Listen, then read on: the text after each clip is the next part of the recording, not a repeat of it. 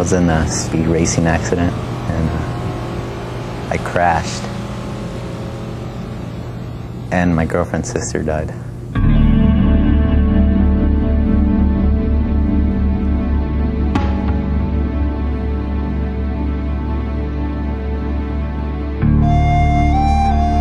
Growing up, I was the only child for about 6 years, and I can remember praying to my mother, "Mom, please have a little sister for me. I'm so bored. I don't have anybody to play with." And every night I would pray to my mom for a little sister. And then finally, she came. And it was like the happiest moment of my life. It was just like a little baby sister to take care of and help wash and clean and watch over. Growing up, I can remember us always getting into our arguments and her wanting to get into my stuff, and I'd get upset. "Crystal, just, jeez."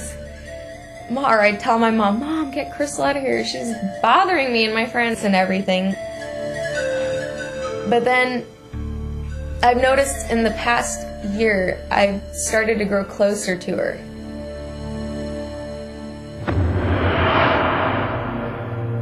It was one of those nights that my sister and I were really getting along. We were shopping together, shopping for clothes. It was just one of those fun nights, and everybody was having fun. We were all in the car. My little brother was sitting behind my boyfriend, and my sister was sitting behind me. We're on our way home to my house, and a little ways up, we came to an intersection, and a white car pulls up beside us and, you know, starts revving his engine and everything, and I didn't know what to say. It just seemed like an everyday thing. It's not, but it just seemed like it was.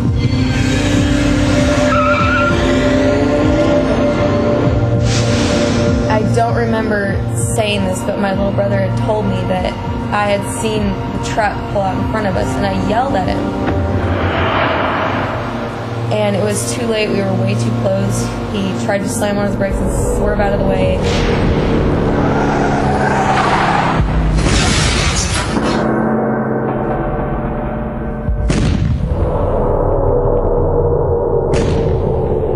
I was the first unit there. Found a Ford Mustang that had run off the road, gone through a couple of trees, and ended up in the grassy area in front of one of the local businesses. The driver, when I got there, was noticeably upset. He was outside the car already. When I ran up on the scene, I said, "You know, who was driving this car?" He said he was. He was dazed, very upset, as you can imagine. There were still 3 kids inside the back seat of the Ford. The back of the car was basically obliterated.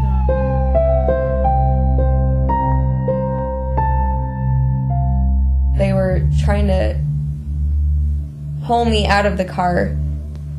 I can just remember them putting me on the stretcher and trying to struggle because I couldn't stand being strapped down onto a board, and it scared me.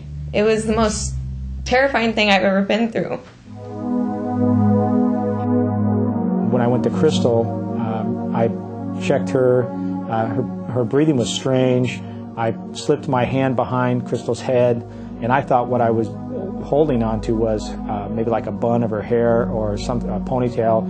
It turned out, of course, the back of her head had a lot of trauma to it, and she basically, that I was holding her brains in her head.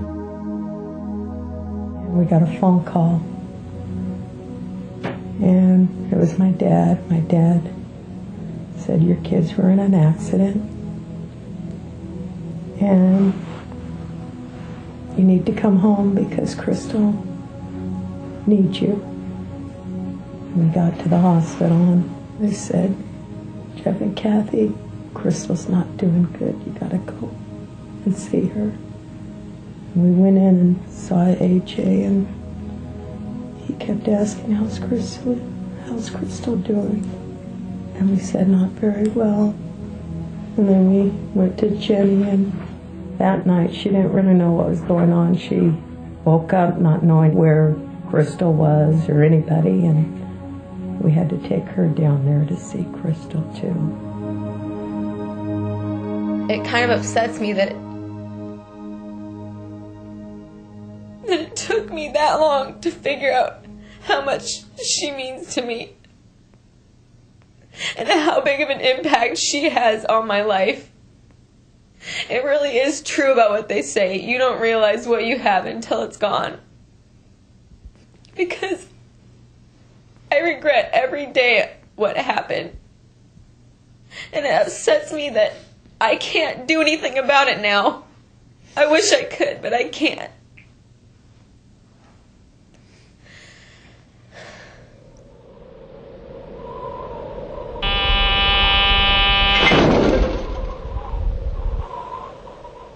Their attorneys always come to me and tell me, gosh, this is such a great kid or a great person, and they didn't mean to do it, and sending them to prison isn't going to do any good, and they're so sorry, and they're so devastated.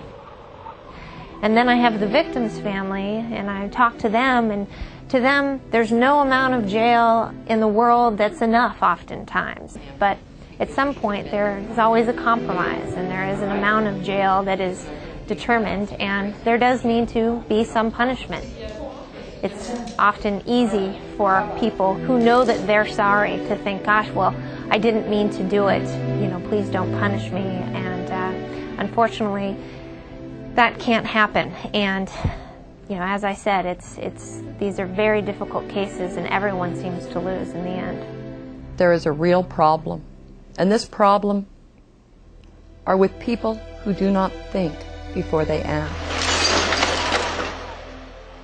They begin to believe that a car is some kind of a symbol of power, fun, entertainment, or something like that. And if you were unfortunate enough to injure another person, even if it was someone in your vehicle, or you kill somebody, I don't care if you're 16, 17, 18, or 35, you're going to end up in jail for a long time.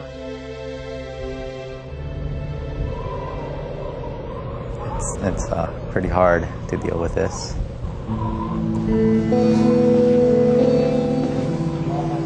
It's my first time in prison. I've never thought I would be here.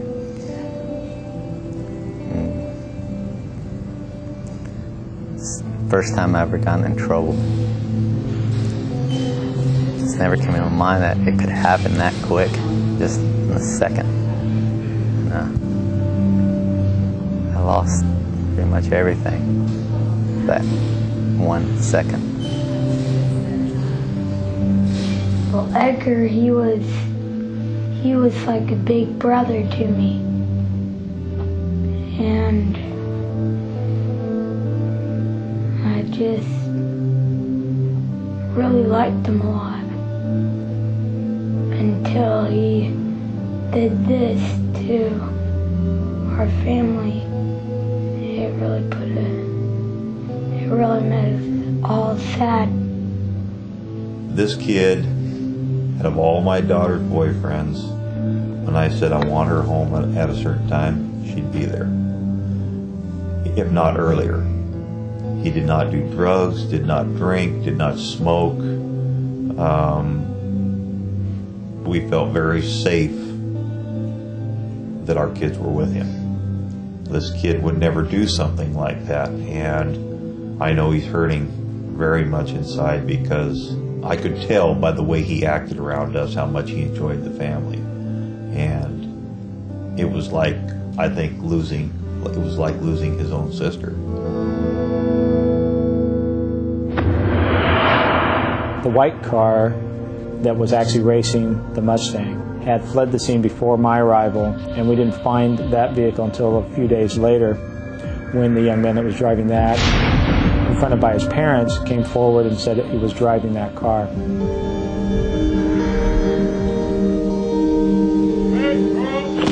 Right now I'm in the Oregon Summit program of the Oregon Department of Corrections.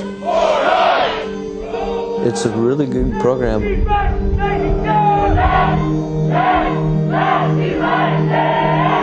They offer self-discipline and ways to change your life, confronting behaviors which destruct your life and your family.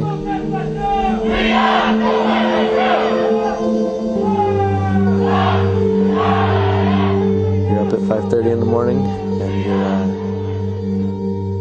you're doing some basic exercises such as push-ups and stretches, and you do some running, and then you do classes such as cognitive, alcohol and drug treatment, 12-step meetings, and helps you build your self-esteem.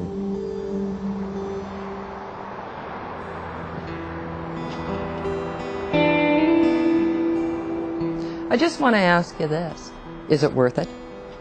And that's the question that only you can answer. Because if you don't answer that question right, you're going to be seeing me. There will be no choice. I'll be putting you in the penitentiary. That's not the worst part of it. You're going to carry with you for the rest of your life that feeling inside that you can't get rid of what you've done to another human being. Never take your life for granted.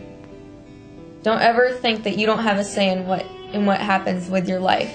If you know and if you have the feeling that something bad could happen, tell him to stop or tell him to drop you off and get out of the car. Because your life is too precious to risk over something stupid like racing.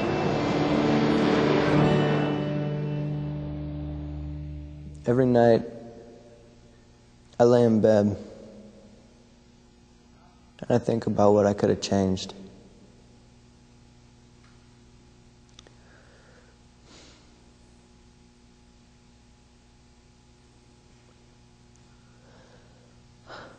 I could have